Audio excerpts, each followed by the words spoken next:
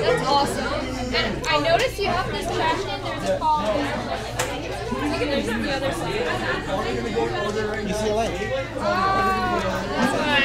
I didn't see it.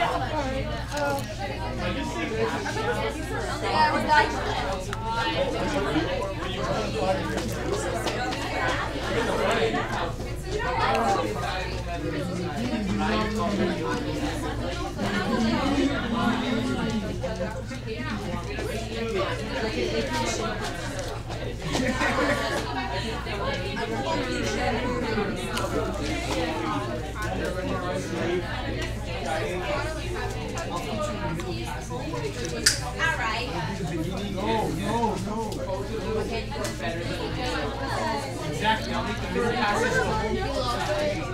I'll make the middle passes.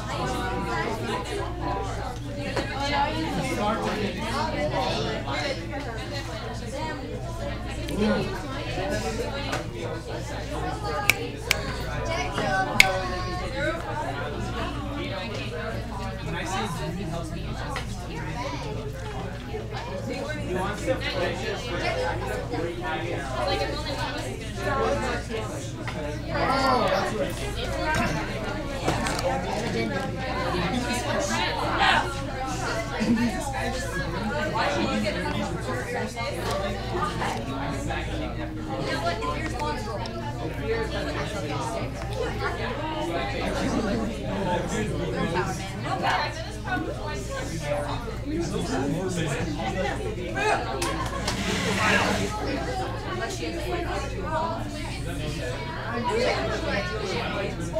Hey, who's got some so good it's hot jokes? Not really, not me. I'm not a joke person. Like, I like jokes, but I don't know that. It's so hot. Let me Google it. Yes, it is. Google it. So hot. That I'm gonna no. Mel's like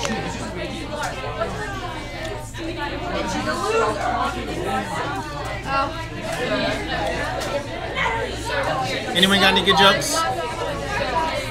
Good joke? Anyone? Joke? Nobody knows a joke for hot. Like hot Twitter.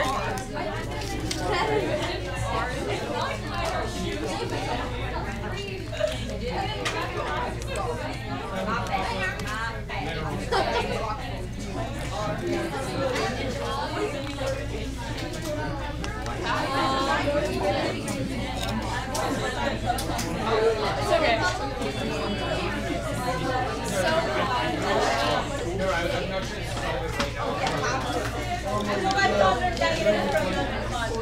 Okay guys, we're gonna get started. I think I've tested out the equipment and everything works correctly, so let's get started.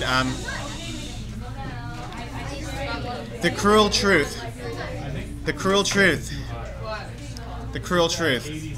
When you talk, hot air is expelled into the classroom,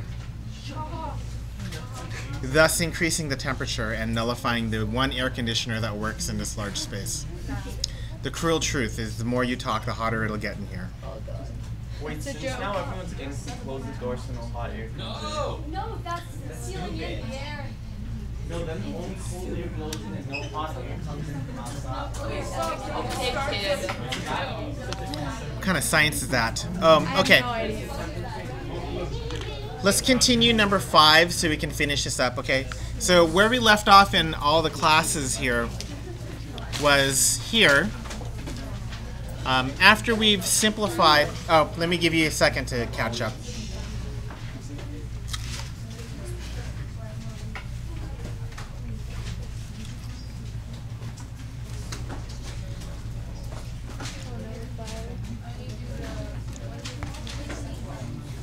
Okay, so here where the cursor is, where my pen is, we've gone ahead and we've simplified that distance formula.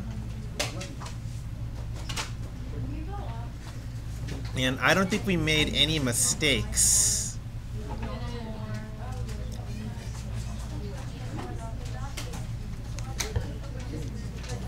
Okay. Next for us, after we have our distance formula, we have to remember that our distance formula is our primary equation. This is the equation that we want to minimize. So if we want to minimize this distance equation, we're going to need a derivative, and we're going to need critical numbers. So here's our derivative. Notice it's a chain rule.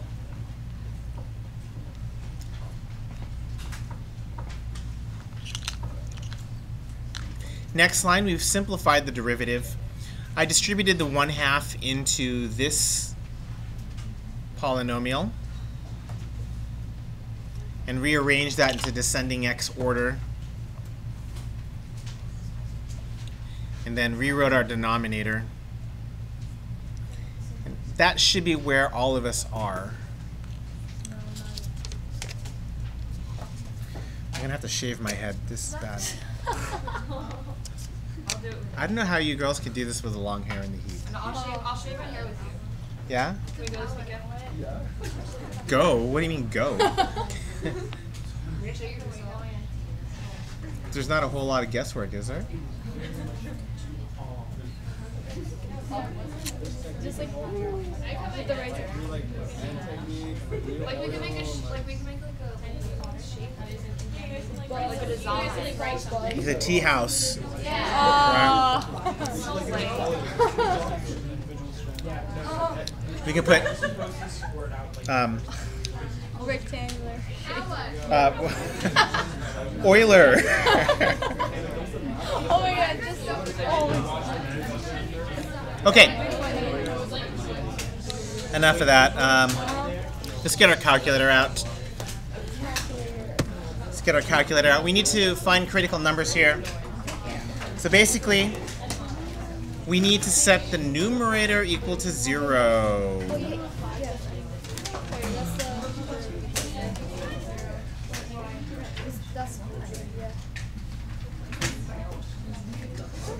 When does that equal 0?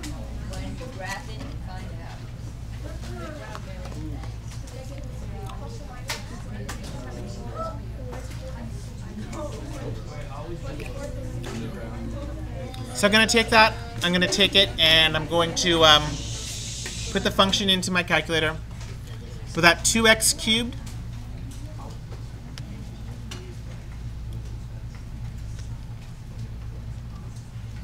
(8x minus 3)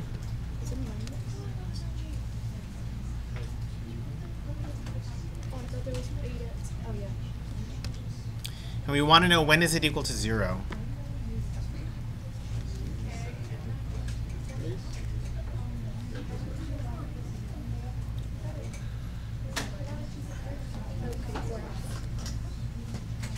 Okay, we got it there. Everyone good? This is the first time I'm going to look at this, so I'm going to push zoom. Standard. Z standard? Zoom standard, yeah, Z is zoom standard. Boom.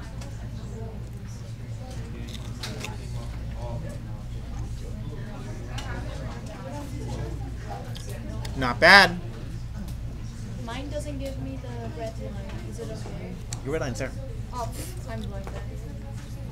Next, we could zoom in if we wanted to, but I think we all see where it is. So we're going to second calculate the intersection. Is the cursor on the first curve? Yes, it is. Is the cursor on the second curve? Yes, it is. Get the cursor close to the point of intersection, and then push enter.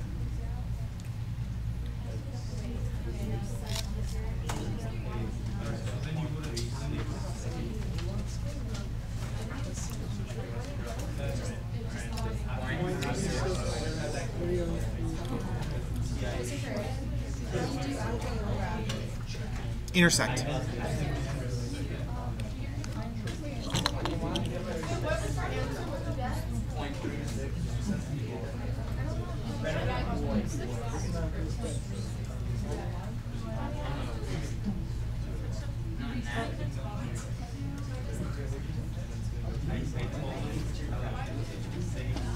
Yep. There we go. That's the critical number.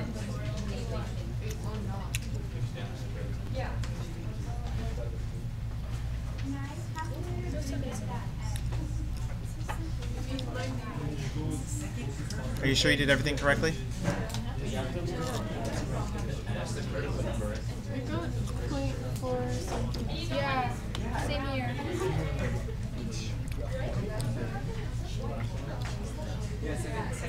Do I have it in right? Yeah, you do.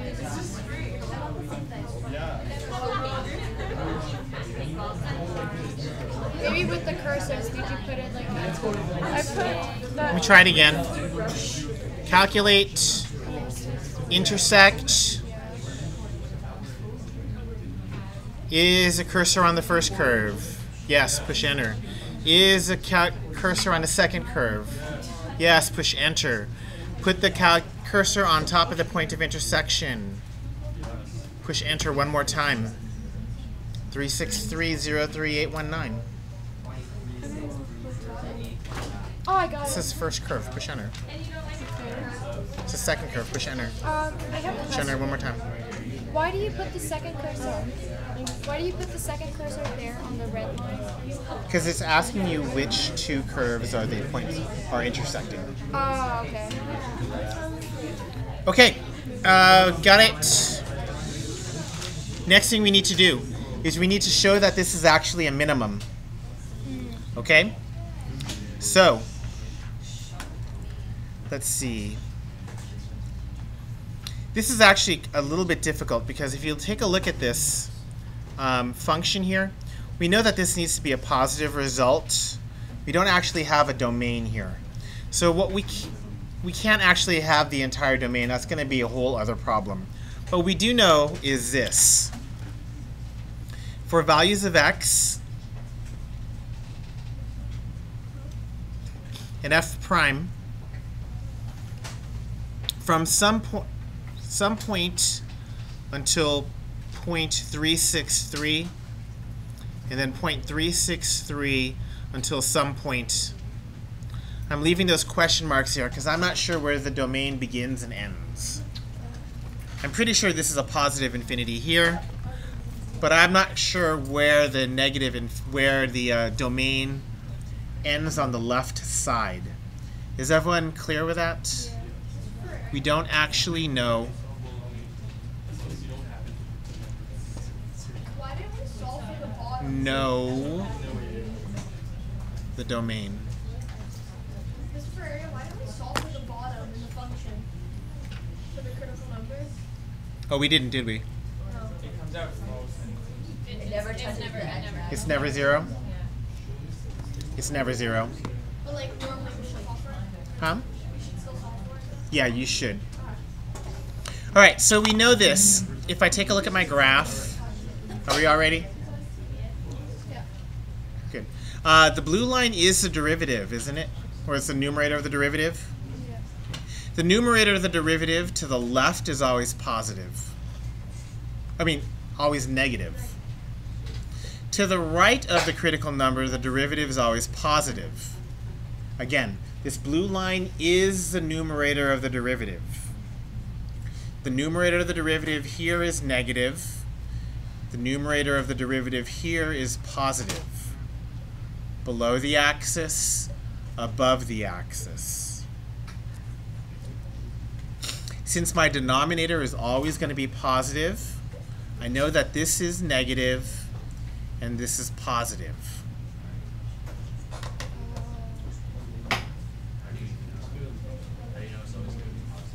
It's a square root.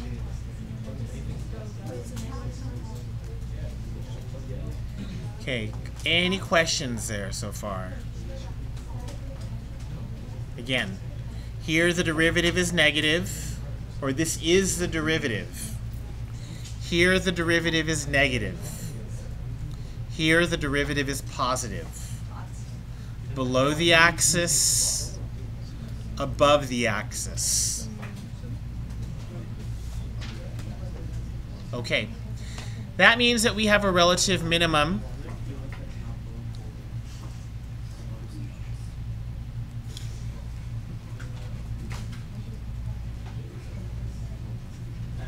and it happens to be the absolute minimum.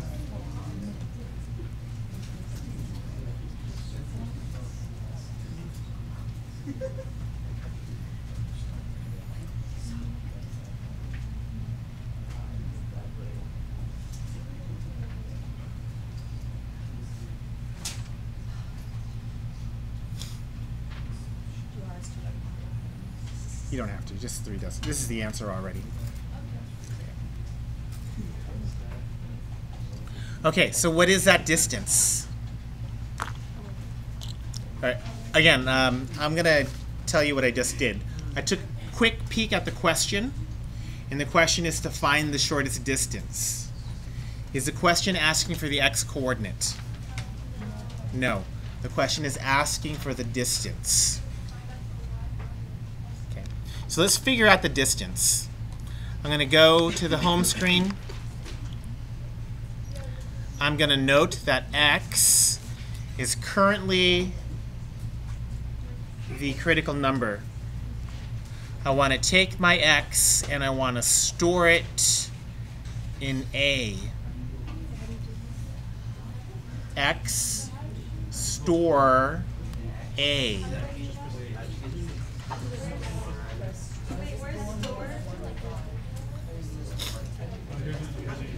Store is a button just north of on.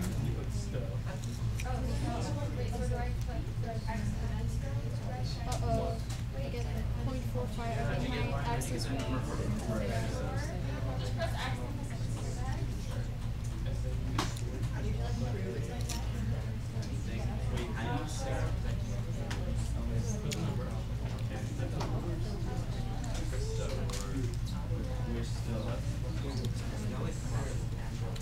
Is everyone with me?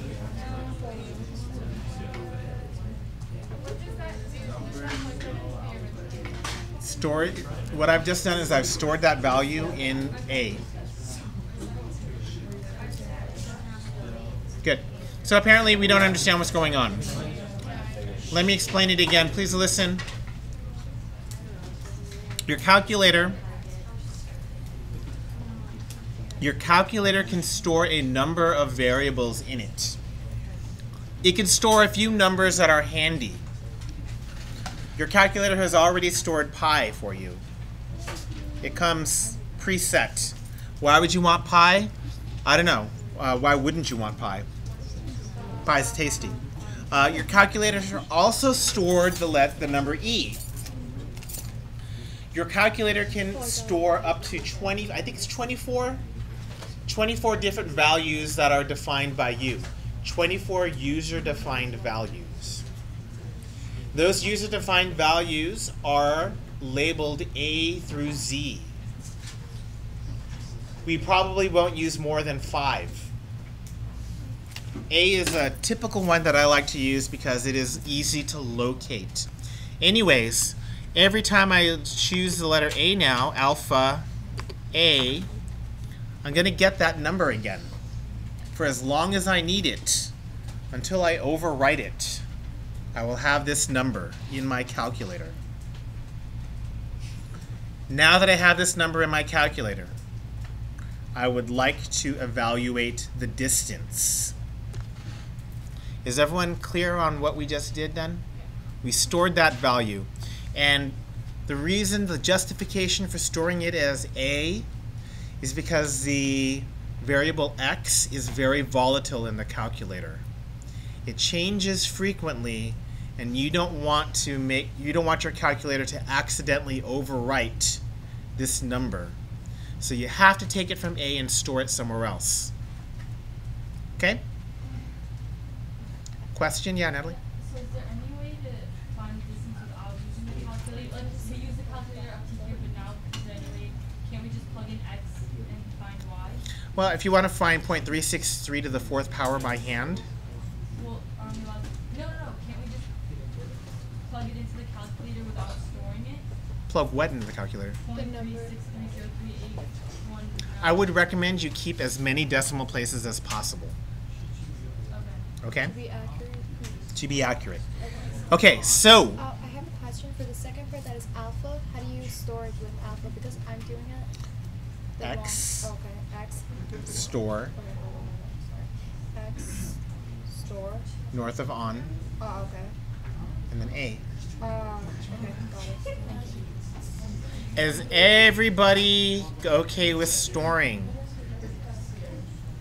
Good. We're going to do this pretty frequently. Next. I'm still hearing talk about store. I really want to get past this.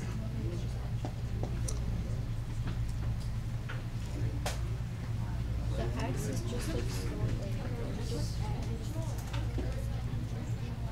because your graph you did it once with the cursor thing to go on same as the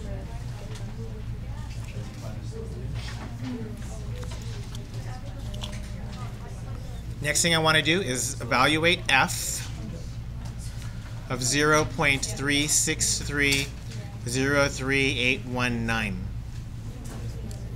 That's going to be the distance. Now I don't have f in my calculator, but that's okay. I can just go ahead and use the f over here. This is a good f to use right here. Okay. So let's see. Let's do this with a calculator then. It's going to be 85 over 4 minus 6x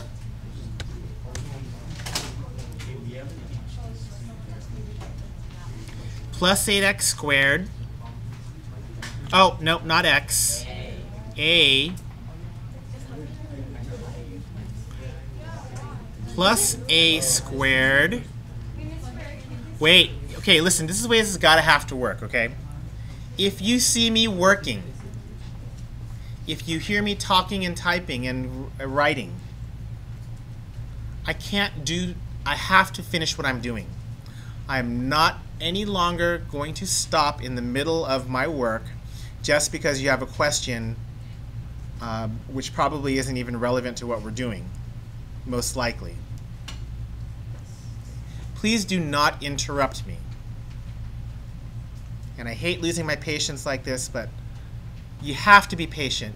You have to wait. Okay. Do we see me working? Do we hear me talking and working? Okay. Thank you. Please wait for me to finish. A squared. No, that should be 8a squared.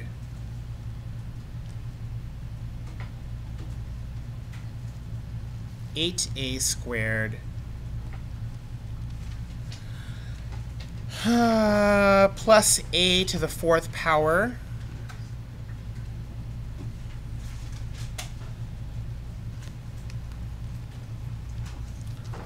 all of this raised to the 1/2 power.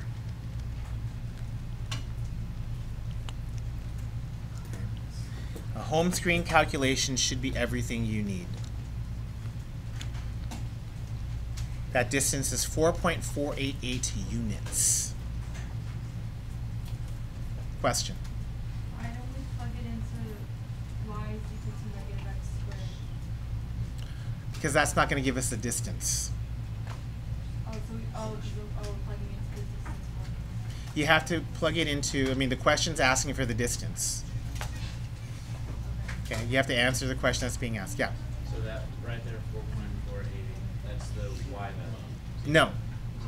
That's the distance. Just do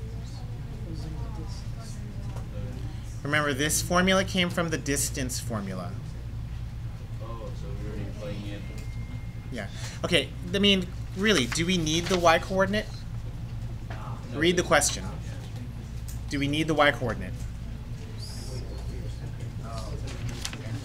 The question is only asking for the distance. Okay, so the distance is the minimum distance.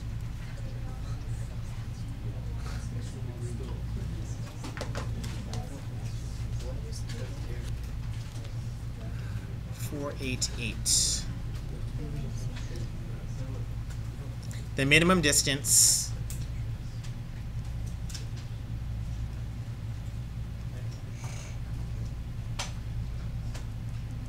is 4.488 units. I'm trying to model here good technique for answering these questions. Make sure you read it. Make sure you answer the question. Find the shortest distance. Okay, good, done. And find the point on the parabola. Oh, did we do that?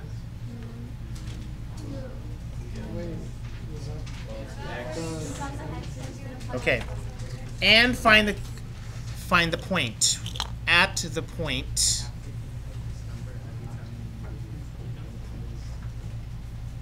So we didn't answer that question yet.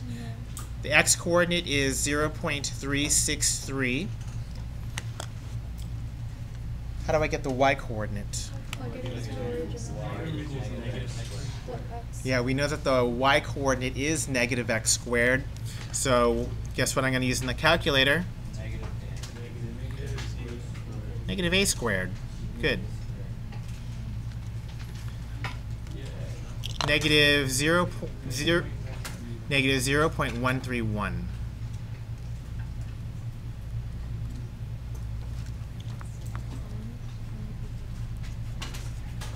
But Mr. Ferreira, that answer is ugly. No, it's not ugly. It's perfectly fine. Why couldn't I use 0.363? Why did I have to store the entire thing in A? Accuracy. The only time you should ever round is when you are writing the final answer. Everything else, you need to keep as many digit accuracy as you possibly can.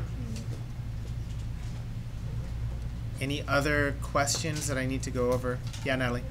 Why did we have to find the minimum in the beginning? That's what the question's asking. How would you get 0.363 out of A, not out of the storage? You don't. You just leave it there until you need A again. Then you put something else on top of it. Good question. That's a question that I get asked a lot. Can I delete whatever's in A? You don't need to. Just leave it there until you write something else on top of A. Okay? Great. I'm glad we got that question out of the way.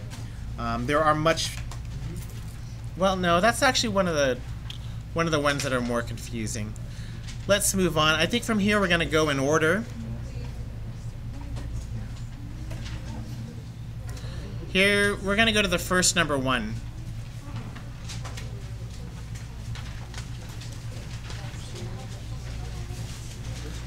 Find the relative extrema on 0 to pi.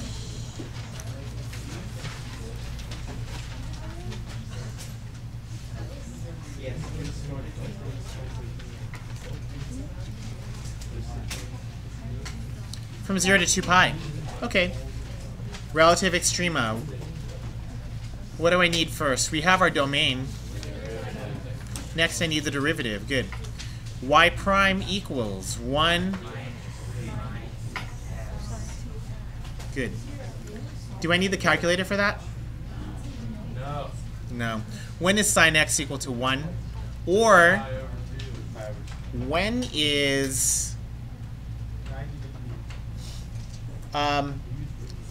the y-coordinate on the unit circle equal to 1? Oh, Pi over 2. Good.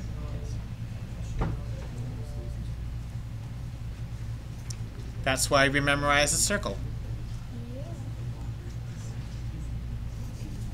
Okay, that's our only critical number.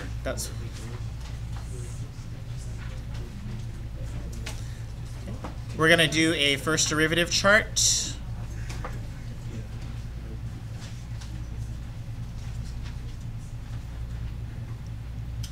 0 to pi halves. Pi halves to 2 pi. And let's check. From 0 to 2 pi, if I plug in, let's say pi over 4, sine of pi over 4 is square root of 2 over 2, which is about 0.7. 1 minus 0.7? Positive, good. Somewhere between pi over 2 and 2 pi. Yeah, let's plug in pi. Sine of pi is 0. 1 minus 0? Positive. Ah. No relative extrema. The sine, the slope, does not change.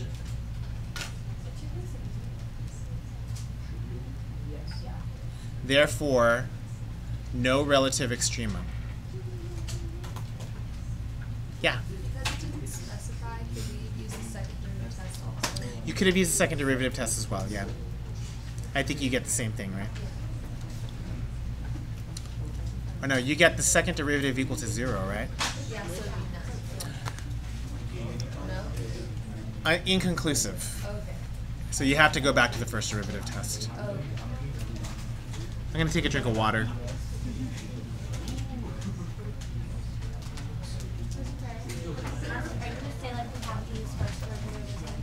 Possible.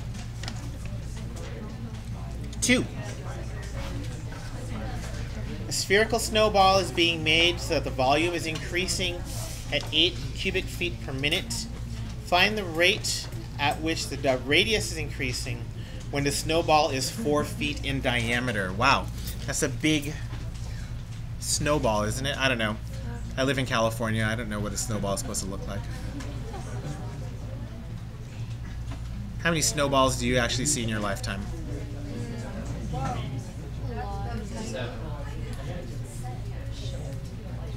So for 2, we know the volume of a sphere. 4/3 pi r squared. Great. Pi r cubed.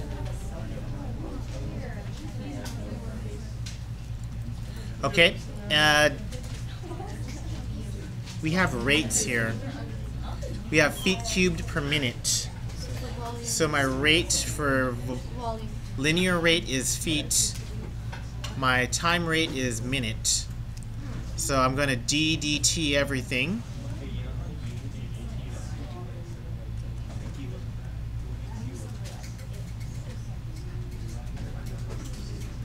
Do you have to write it out like that? I'm teaching, so I have to write it out like that. Okay, no.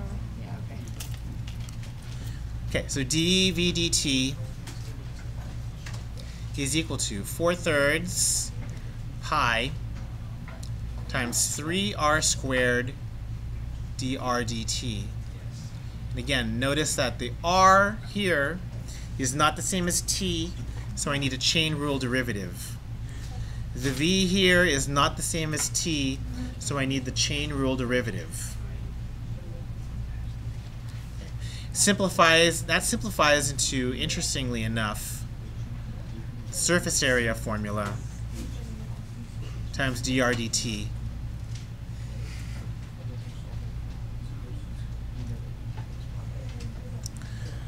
Okay, they tell you that v prime is 8. And you want to know when the radius is 4. When the diameter is 4 and the radius is 2, thank you. So that gives me 4. 4 times 4 is 16. 8 over 16 is 1/2. So we have not 1/2 pi, 1 over 2 pi.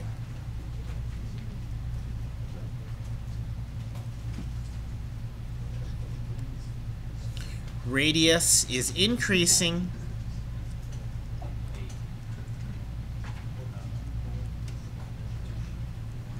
at a rate of 1 over 2 pi feet per minute.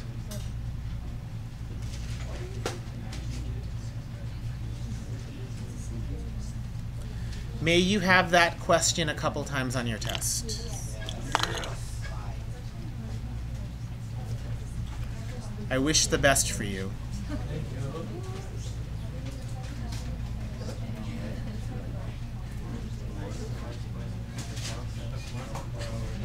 Question 3. All right, I'll give it a small break.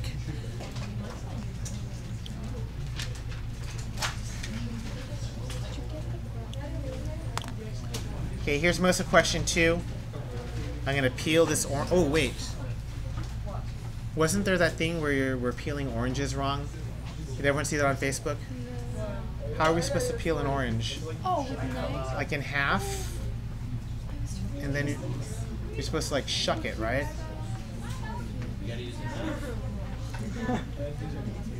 How is that even better? I don't want to use it. It's just messy, kind of, with the water, the juice comes out.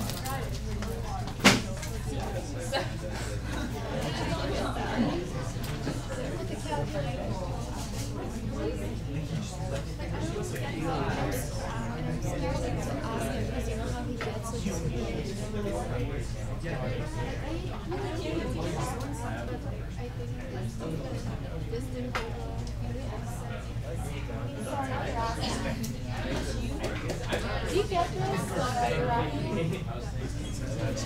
How to store it, so my storage thing doesn't work. I think it does.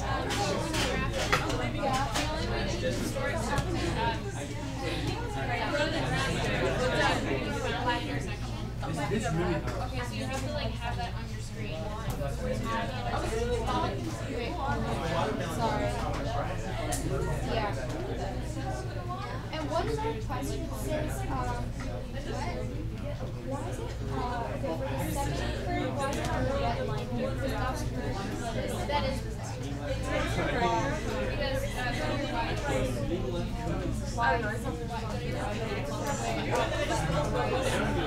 So one equation is y equals 0. So that's what that means. I don't have that directly used. But does it matter where you put it on the red line? Does it have to be on the left side? No, the red line is Yeah. it doesn't matter where you put it. Oh, so it doesn't matter. Question 3. Question 3. The product of two numbers is 800. Product. Y equals 800.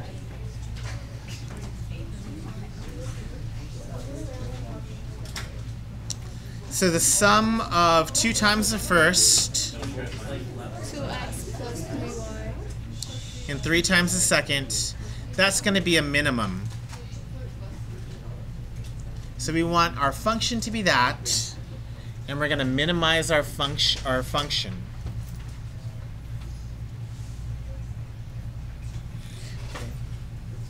This is now primary here,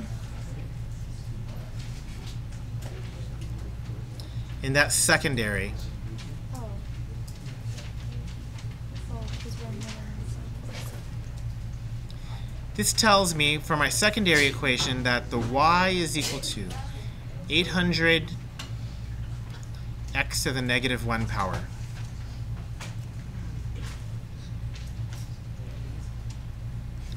Or I could rewrite my function now as 2x plus 3 times 800 x to the negative 1 power. Awesome. And I want it that way because now I can take the derivative really easily.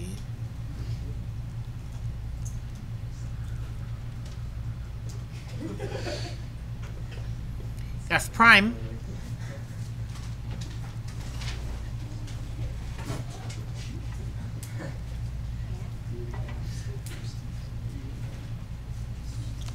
x to the negative 2 power,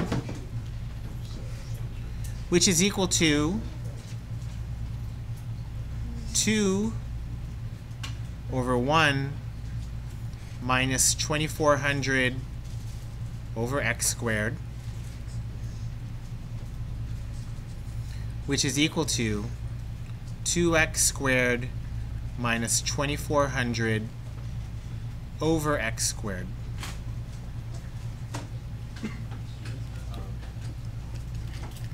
Seems kind of weird. Why would I write my derivative that way? And the reason is, if I want to find my critical numbers, I just have to set my numerator equal to 0 and then my denominator equal to 0. So start with the numerator. 2x squared minus 2400. Set it equal to 0. You'll get x is equal to positive and negative root of 1200, which is, let's see, that's 100, so we get a 10, and 4, so I get a 2. That's 20 root 3.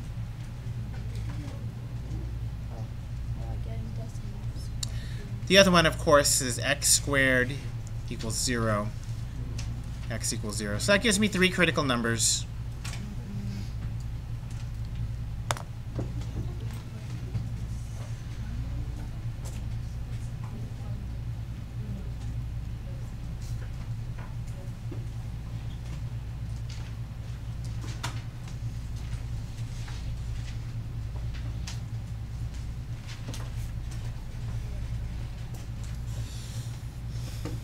Questions so far?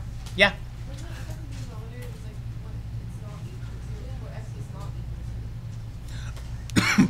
Sorry, we're not doing a domain. We're finding critical numbers. It's okay, it's okay, it's okay. It's not. Okay, I have a question. Sorry, yeah. Does it matter which one we substitute in, like for y or x? Does it matter which one? Yeah. You get like y equals plus or minus. No, it doesn't matter. It doesn't matter. Okay. Doesn't matter. Okay, the next thing. I think it tells you that we want positive numbers only. Minimum. So actually, that's not a positive number. And that's not a positive number. Oh, 2. So we actually only have one critical number.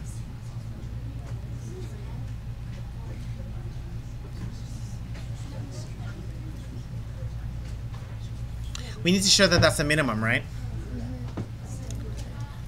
So if we want to find the minimum, then we need to show that either our first derivative is decreasing, increasing, or we could also show that our second derivative is positive, right? Why don't we do the second derivative test? Okay. And I'm going to stop right here before I do this and say, no, you don't have to do the second derivative test. You're perfectly okay to use the first derivative test. I'm using the second derivative test so we get some extra practice there. So let's take a look at the first derivative. We're going to use the second derivative test.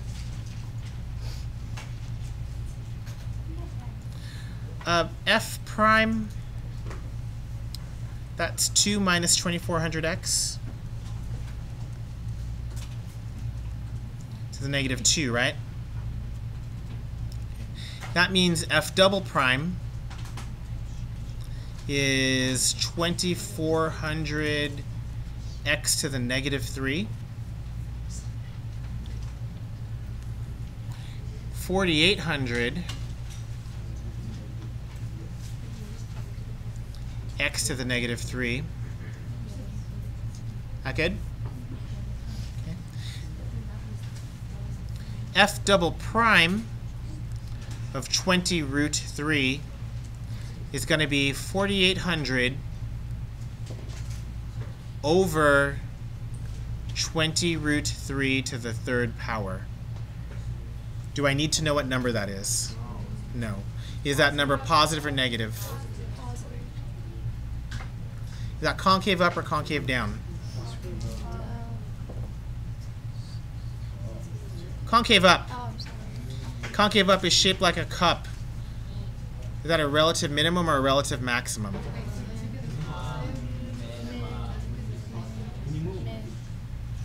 Relative minimum, right? Yeah. So F has a minimum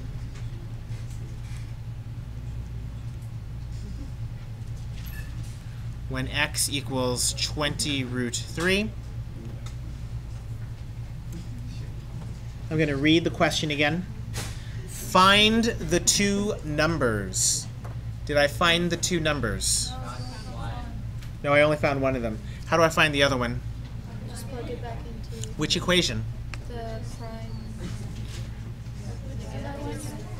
Whichever one I want, sure. I want the secondary equation. Because it's easier. Y was equal to 800 over x, right?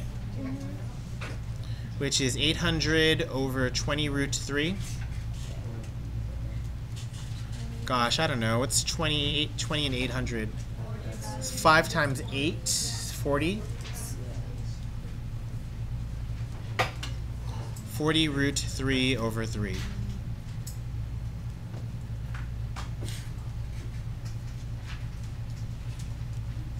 The two numbers. 20 rack 3, 40 rack 3. Yeah, those are the two numbers.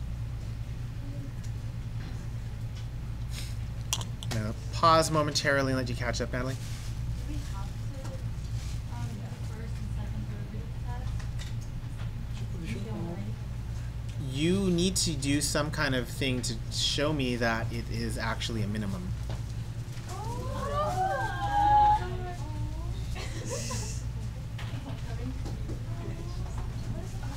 Oh, I can smell the rose.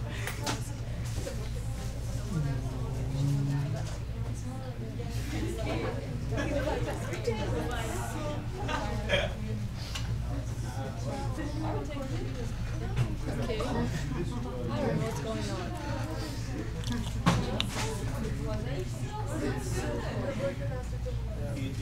Okay, moving on.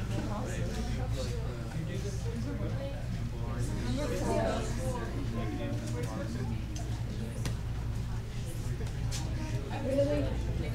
Good. And then moving on. Question 4.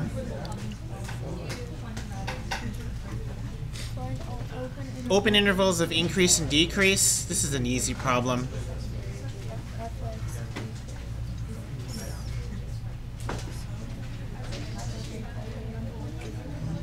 x over x squared plus 9.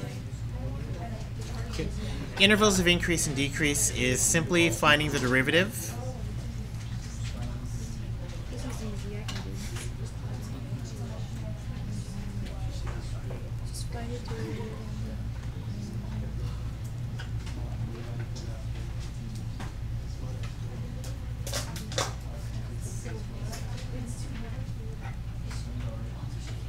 Okay, so that's the derivative.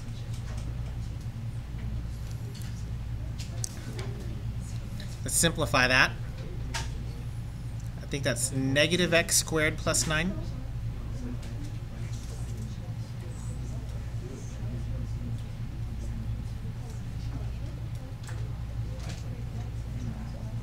Okay.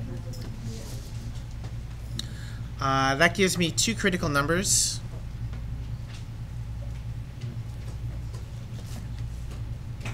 Negative 3 and positive 3.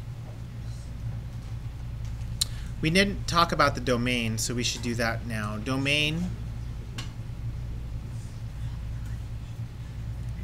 Are there any numbers I need to take out of my domain?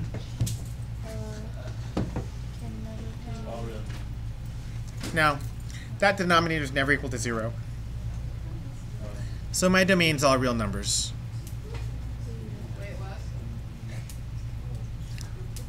The denominator is never equal to 0.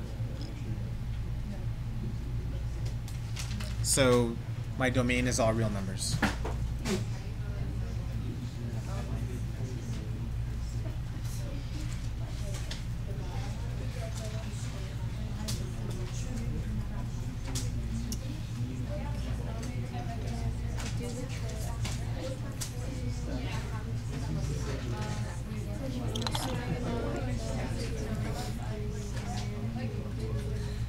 First derivative chart.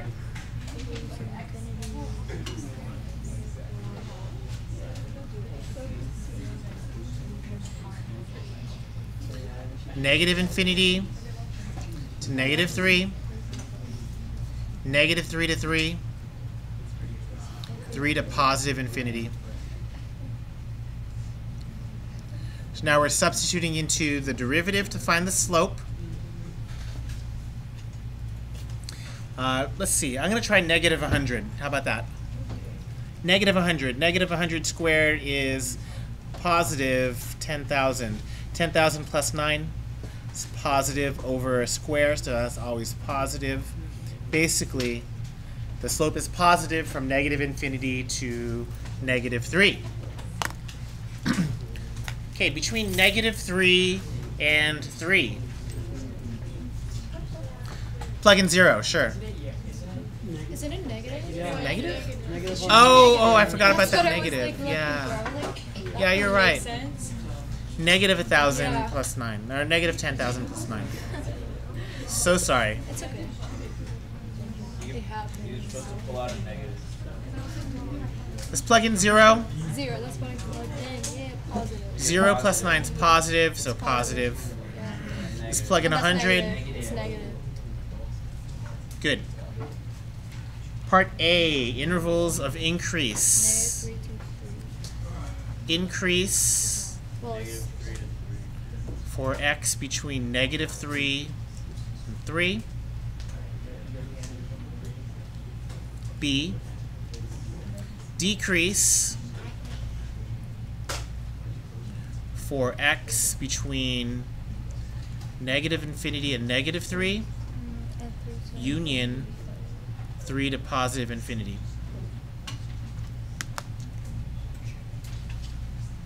yes, done with 4.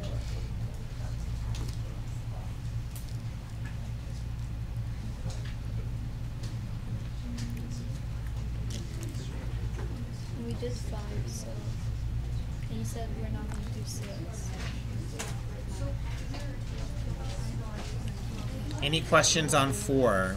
That's what he said. You did it? On number 7. Did you do it? Okay, 5 we did. And 6, you said we don't need it? 6 for skipping. 7. So we're on 7. Yeah. Yeah. Great. Yes. 7.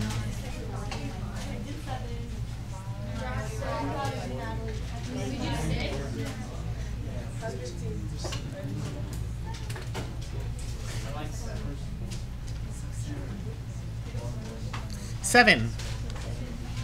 The volume of a right circular cone is given by the formula. For a particular cone, the height is 8/5 the radius. Find dv dt if r equals 5 and dr dt equals negative 3. This is going to be a nice one. Well, it's given. the Draw? volume, That's good. Okay, the volume equals 1/3 pi r squared h. We know that h is equal to 8/5 the radius. Actually, let me do that in another color.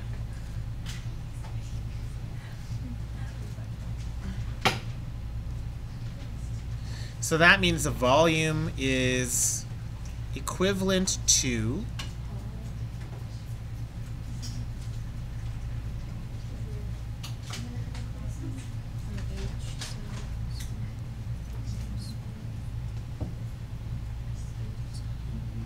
you can simplify that.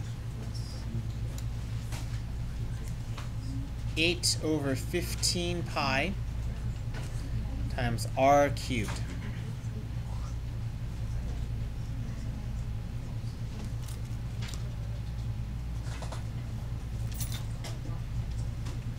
That's great. Okay, so we want to find dv dt, so we better take the derivative with respect to t. Yeah. Could you just like, because you have the radius and you have the height, could you just look at the radius to actually know? That's actually kind of a no-no. Yeah. The idea here is that because the radius is changing, you don't want to substitute it in because that implies that the radius is not changing. So anything with that changes, you don't want to plug it in until after the derivative. All right, so we're taking the derivative with respect to t. Yeah. So should we plug it in? We should plug it in first before we. No. The only thing you should plug in now are constants. So first you plug in the constants. Like you should always plug in the constants first. Okay. But we have no constants. Yeah. Good. All right, so d dt of v is dv dt. 8 pi over 15 is constant. The derivative of r cubed is 3r squared. And since r and t are not the same thing, I have to multiply by dr dt. Okay. Now that we have finished with the derivative, now we plug in all the other variables. dv dt is unknown.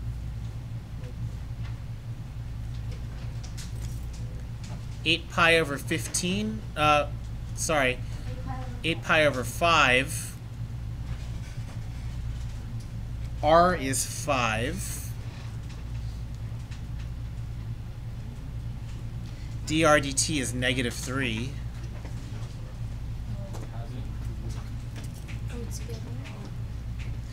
This 5 will cancel out with that 5. 5 times 8 is 40. 40 times 3 is 120.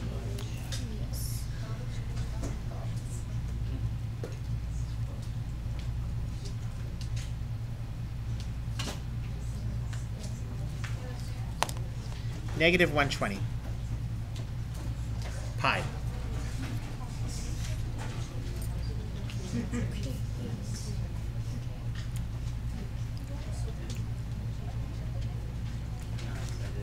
Let me give you a small breather.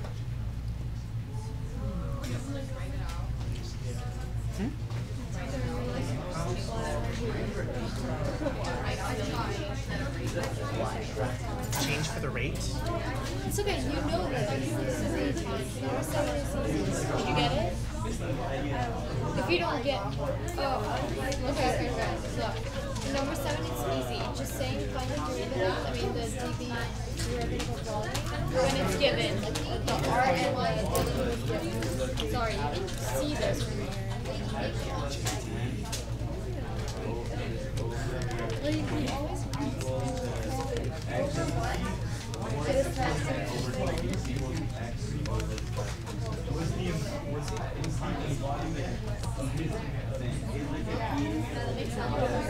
do we need to write it out on the test for Thursday?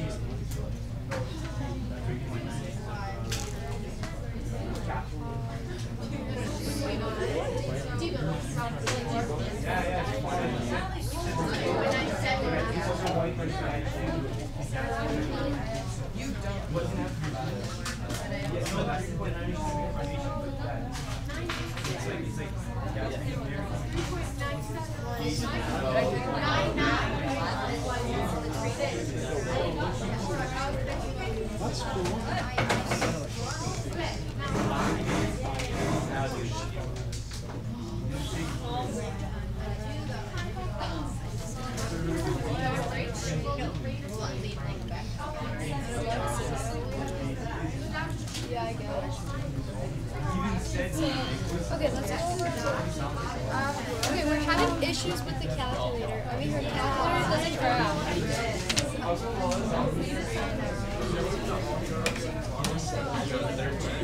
Your window's wrong. Yeah, look at your white bin and your white mouse. Push zoom 6.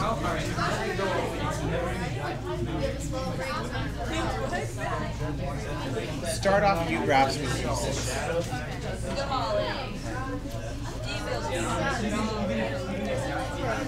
Just one more question because I forgot what I pressed here with the store. Because okay, so I have the X now, which is that, and then you do X, and where's the store? Because I forgot. North of one.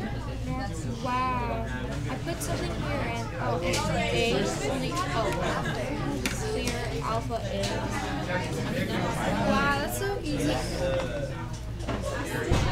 You notice how the equal sign is not highlighted? Scroll over to it and push enter. Now push enter.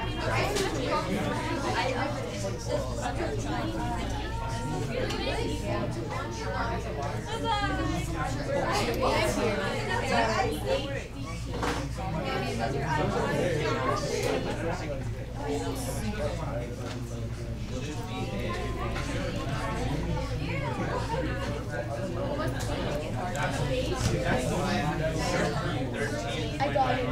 The store just on and that.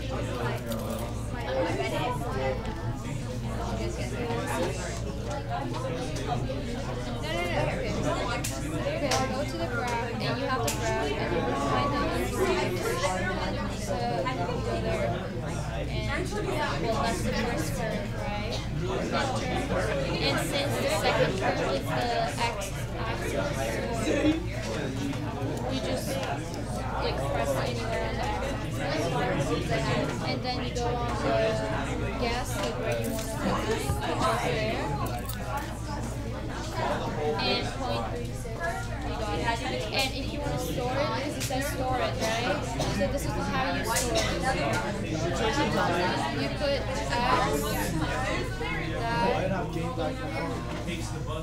alpha. Here you go.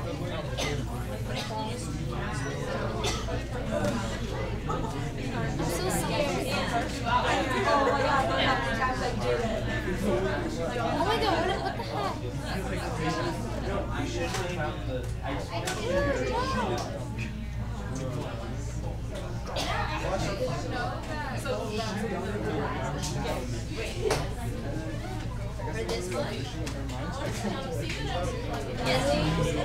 When I get home, I have no time for sleep. I have to study for my homework. But are you gonna sleep?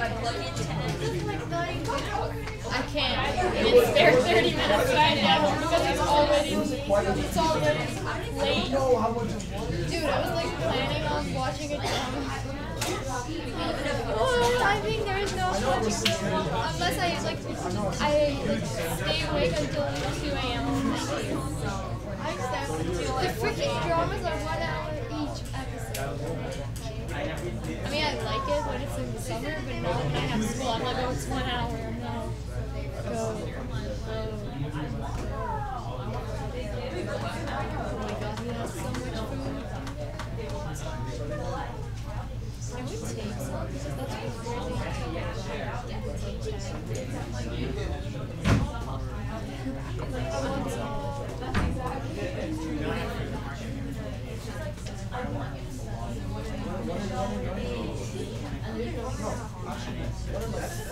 Oh, okay. These are the numbers I didn't get. So definitely number 5.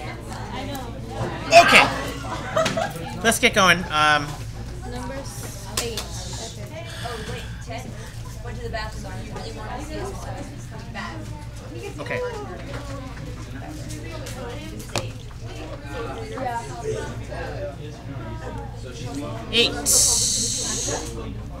Alexis is 5.7 feet tall, so that's a little bit more than 5'6".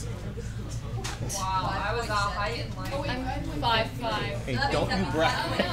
Yeah, I'm about height now. What's your new shoulders? Oh, I'm 5'7" too. Oh, so it's my height. What? It's okay. You know, if you're like short, you can be a good like pilot of like a jet. Okay, so we have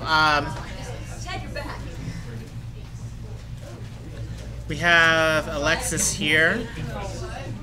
Oh, when you're on. That's 5.7. And the street light is 20 feet above the ground. She's 5'8" and 1/4 inches. 5'8" and a quarter. No. 7 times 12. And 2/5. No, she's 5'8" and 2/5. She's 4'10". Okay. Don't worry, I got it. Okay, so two things are happening here. We have this x, and x is changing. It's getting smaller. We have this one over here. It's y. Y is also getting smaller. This is dy dt. This is dx dt. And both x and y are changing, which is annoying, right? And they're actually changing at different rates. So, I don't know if you see it. I know I see it just because I've been teaching this for a while. But there are two similar triangles here. Yeah? Provided that the street lamp is plumb and that Alexis is standing plumb as well. Plumb. Plumb with a B. Plumb. Straight up and down. If she's slouchy, as long as she's slouching straight up and down. Alright, so our triangle, the small triangle, vertical leg to horizontal leg, is 5.7 to x equals the lamp vertical length is 20 and horizontal leg is x plus y.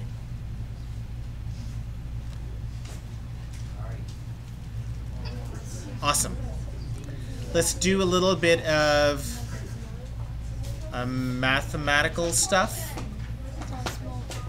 Is that x plus y? Yes.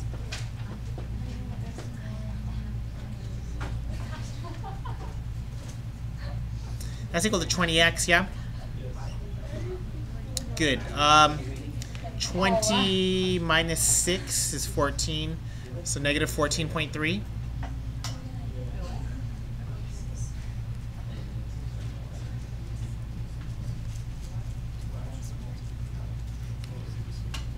I'm gonna let that sink in for a minute. Yeah, why isn't I'm just gonna let it sink in. I know you have questions, so.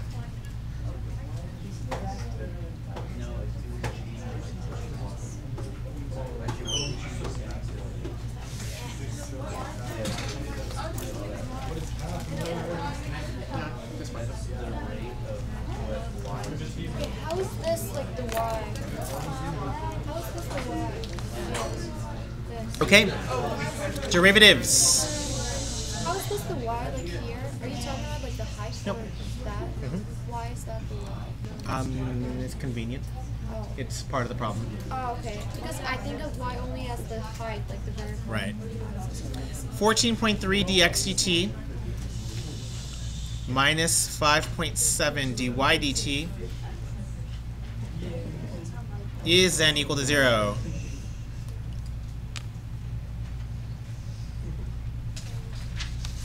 Start plugging things in. What is 10 feet away? Which one is your shadow, x or y?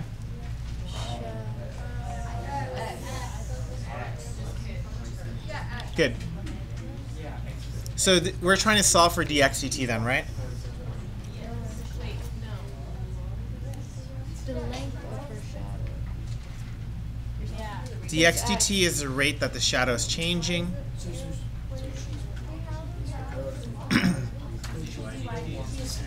forgot shadows.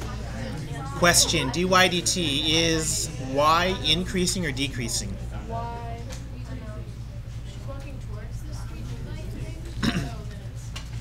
Is y increasing or decreasing? Decreasing, good.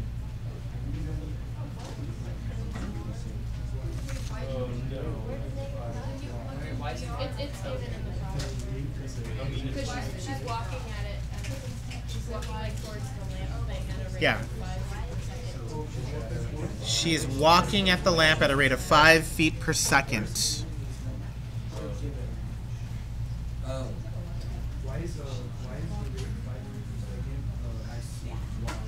Okay, and now we just have to solve it, right? That's great. I'm going to let you use your calculator to figure that out. So because X is getting bigger from this way, Y is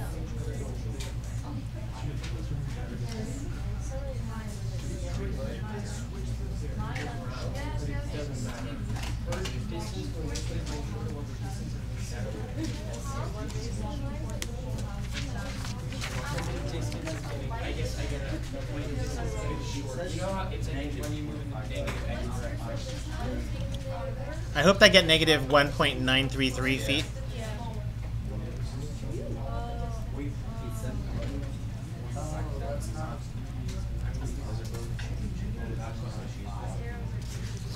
So her shadow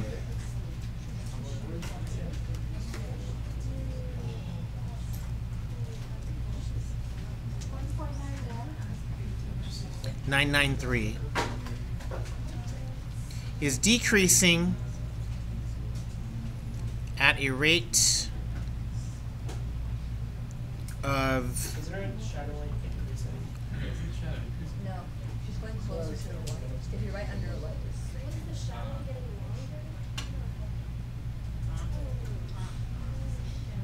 So both are decreasing. So the shadow. It says around here, it's the nearest. Is it like at noon? You don't have a shadow. The sun's going to lose. But as it gets farther away, the shadow gets longer. So if you're closer to the light, your shadow is shorter.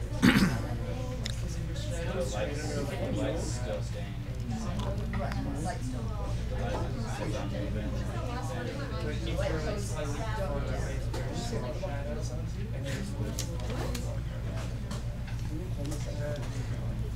Is everyone okay now? No? Still struggling with the shadow? Like I get it. It makes sense. Yeah. Why is negative 5 equal? Why is that equal to y? Because she's walking toward the lamp, so her distance to the lamp is decreasing.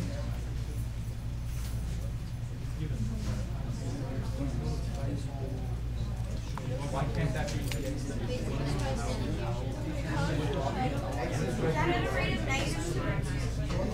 Approximately 2.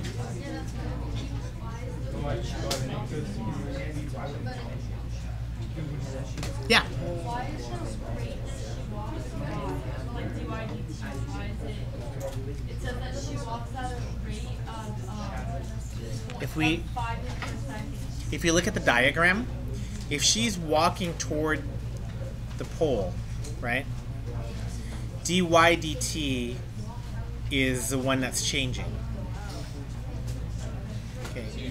Or y, I'm sorry, y is the variable that is changing. dy dt needs to be negative to express the fact that y is getting smaller. Yeah, so you don't need that it's 10 feet away. Yeah. They're both cheap. Interestingly enough, there are extra variables. They're just tricking us. Yeah. Are you gonna give us something like? It's not tricking you, it's just giving you more information than you need. Well, it gets confusing which one to use, so that's tricky. I know. Isn't that crazy? It is really crazy. Okay, let's move on. We got more to do. I am going to wrap up at question 11. So, yeah, we're going to do it tomorrow in class. Number 9. As a balloon the shape of a sphere is blown up, the volume is increasing at a rate of 4 inches cubed per second. At what rate is the radius increasing when the radius is 1 inch? So this is kind of like the one that we just did, right? We know the volume is equal to pi r cubed. And that tells me dv dt is 4 pi r squared dr dt. Volume is increasing at a rate of 4 cubic inches per minute. So you just plug that in. And we want to know when the radius is 1 inch.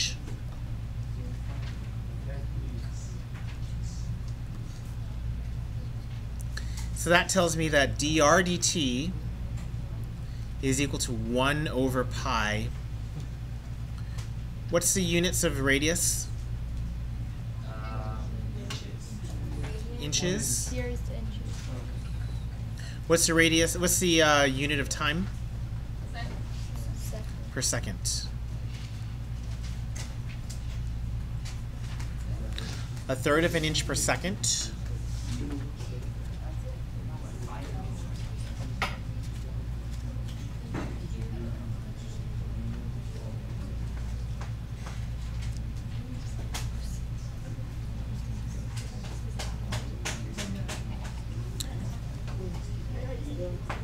Last questions on 9? 9? See what I did there? You did?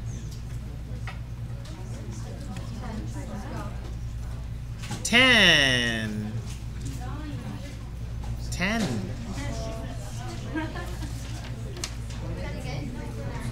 Yeah.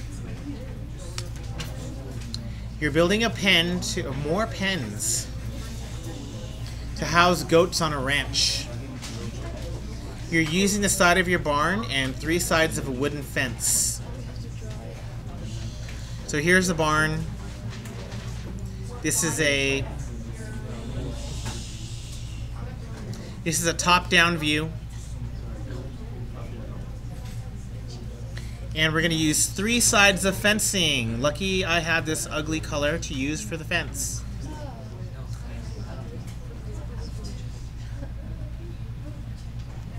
Look at that. 3 sides of the fence.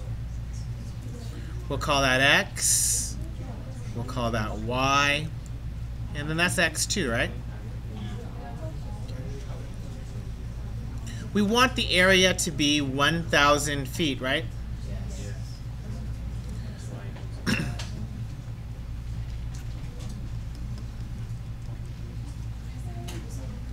Part A, what is the minimum amount of fencing we could use? Well, how much fence do we have? 2x plus 1. Good. The amount of fencing is described by 2x plus y. As before, we can take our secondary equation and solve. So 1,000 over x. And then now we can come back to our primary and substitute.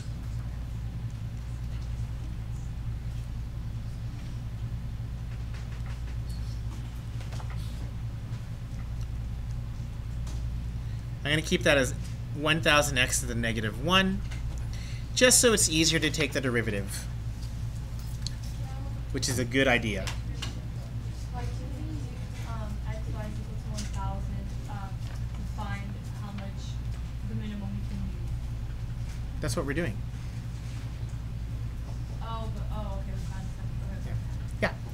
So why is f equals 2x plus y the primary equation And not just. the secondary? Why is it? The primary equation is the equation that we want to either minimize or maximize. We don't want to minimize or maximize the area. We want to minimize or maximize this expression which tells me how much fencing we have.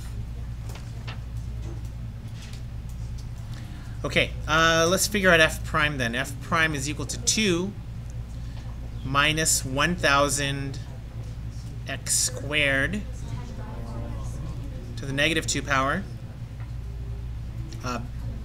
Hey, you know, if you factor out the least power, don't you get x to the negative 2 times 2x squared minus 1,000?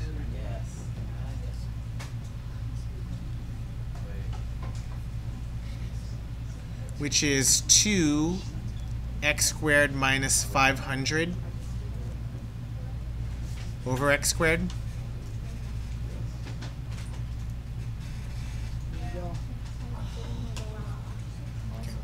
Critical numbers.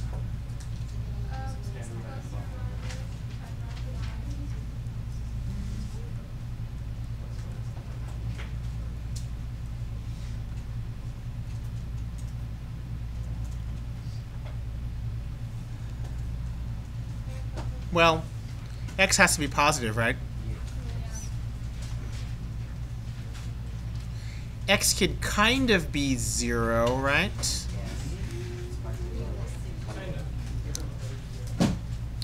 And so let's go ahead and do our, well, I can't do a candidate test because I don't have an endpoint for the right side. Technically, x could be infinite long, right? So I'm going to just hope that this is going to produce a minimum at this point. So let's see. We're going to have x, and we're going to do f prime. From 0 to 10 rad 5.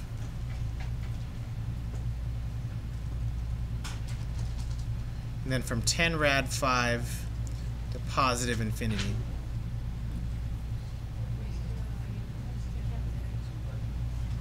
Can't have negative fencing, a negative length of a fence.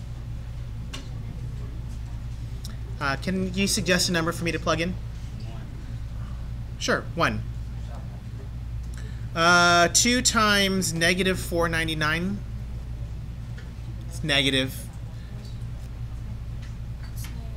Can you give me a number between 10 rad 5 and 100 and 100.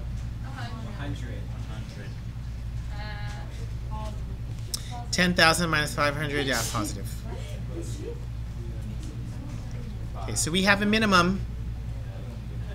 Okay. The fence has a minimum.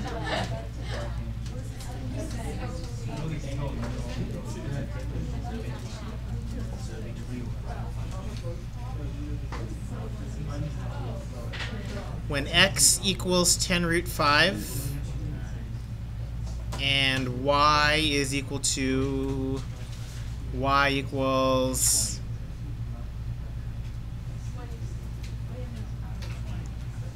20? No. 20 rad 5?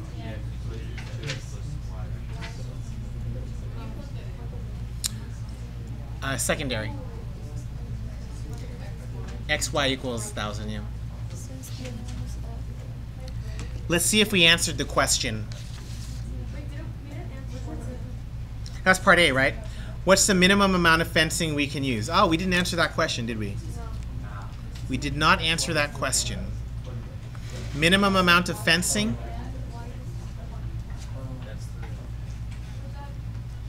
Have a nice day. 2 times 10 rad 5 plus 20 rad 5. 40 rad 5.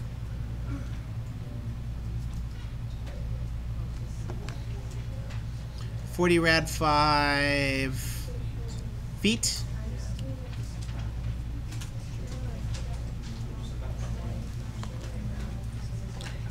Rad 5 is somewhere between 2 and 3. So 280, make 90 feet of fence or something like that. Wow, 90, that's pretty good, huh? I said 90, that's pretty good. Hey, you watch yourself, Gabby. I'll give you a mirror. Part B.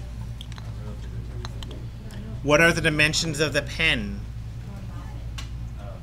10 rad 5. Yeah. B. The pen.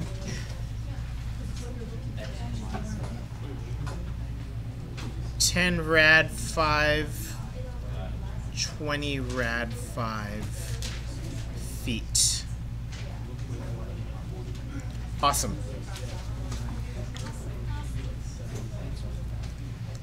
And oh my gosh, this is the last problem we're doing today. I mean, I really enjoyed, sitting in my non-air conditioned room with all of you.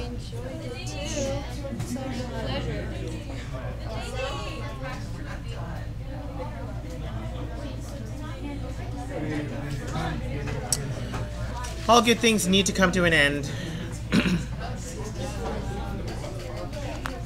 Okay, so we have a rope is attached to a boat at water level, and a woman on the dock is pulling in the rope at a rate of 50 feet per minute. The woman's hands are 16 feet above the water level. How fast is the boat approaching the dock when the amount of rope is 20 feet? By the way, women here once said Miss You. Oh. She got upset. Oh, why? Because it's a woman. Because she has to pull a boat in. It's a woman's hard work. She doesn't have to. She chose to. She's what I do with her mind, so I was offended that you would suggest that you have to. I like that. That's really good. Okay, so bye-bye. We got this situation again. Here's where the hands are.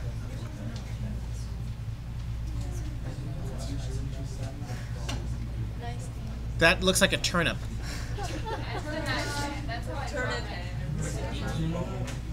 Totally disfigured. Don't make fun. How can I make hand? Do the pause. 5. Thank you. Oh my god. One, two, 3, 4. I thought like 5. That's not bad, right? Yeah. It's not a bad hand. 16 feet above the water level.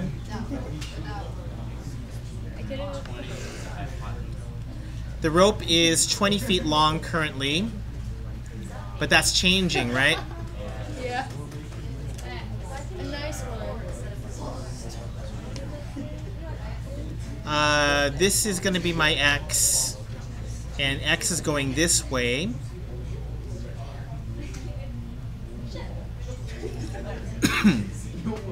We'll call that DZ DT.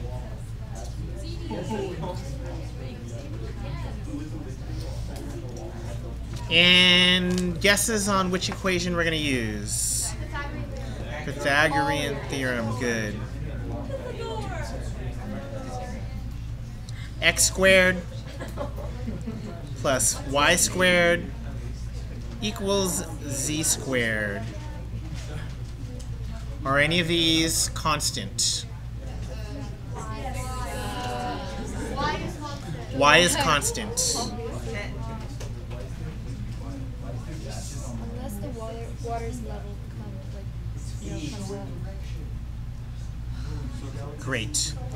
Let's take our derivatives. 2x dx dt equals 2z dz dt.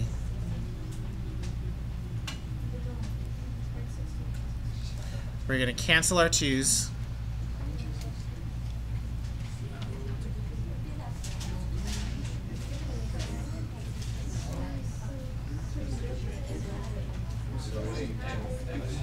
And we're going to have to figure out what x is, aren't we? Let's see, x squared plus 16 squared equals 20 squared. Wait, this is 4 times 4?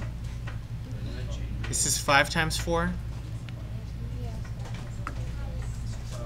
It's 12, right? Just do it.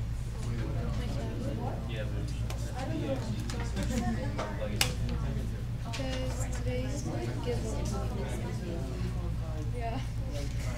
Hey, what's dz dt? It's like at 1.50 feet per minute. 50 feet per minute, positive or negative? It's positive. So z's getting bigger? Yeah. Well, how's that even possible if it's getting bigger? Which is Z's getting smaller, right? Yeah. So negative.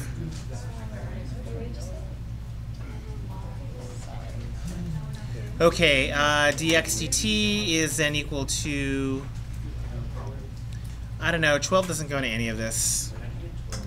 But 4 does. 4 goes in this 5 times, right?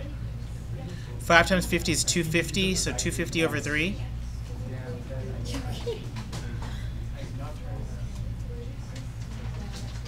that right?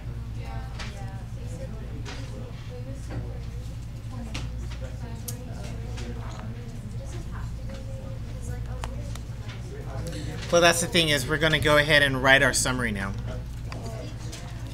The boat is approaching the dock at a rate of, I don't know, 88.33? 88.66. Yeah, it's 88. I mean 83. Feet per minute? Yeah. Wait, it's a minute? Feet per minute. Yeah, it's a minute. Boop. Boop.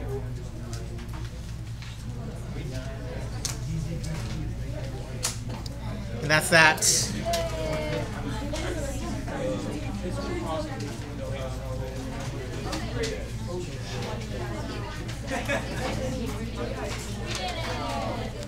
Let's see how many questions we have for tomorrow.